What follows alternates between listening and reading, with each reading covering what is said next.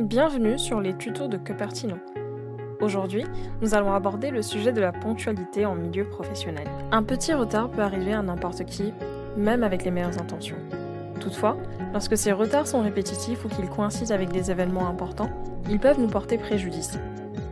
Par exemple, passé un certain temps, l'accès aux salles d'examen est refusé aux étudiants sauf pour des cas de force majeure.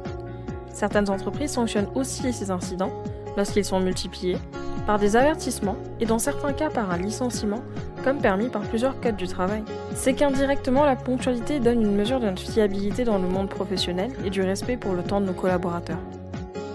Au-delà de la perte d'une opportunité professionnelle, on risque souvent une perte de crédibilité, ce qui est beaucoup plus dur à reconstruire. En particulier, cela renforce certains clichés comme l'existence d'une heure africaine. Cupertino vous propose 6 stratégies pour éviter toutes ces impasses et toujours arriver à l'heure. La première astuce est de préfigurer sa montre 5 à 10 minutes en avance.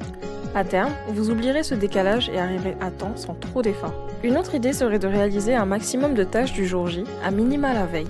Par exemple, préparez vos tenues et prépositionnez tous les objets et documents à prendre avec vous la nuit d'avant. Vous pouvez également anticiper le planning de votre journée et en particulier les tâches majeures à effectuer. Une quatrième astuce un peu drastique mais qui marche toujours est de placer son réveil loin de son lit, si votre problème est de reporter votre alarme. Ailleurs, vous devez toujours vous préparer au pire scénario comme une grève de routier, en prévoyant des déplacements alternatifs. Pour finir, en cas de doute, fixez-vous toujours l'objectif d'arriver en avance à vos rendez-vous, de préférence 15 minutes avant. N'oubliez pas d'envoyer ces astuces à un ami qui pourrait s'en servir. À bientôt pour un autre tuto.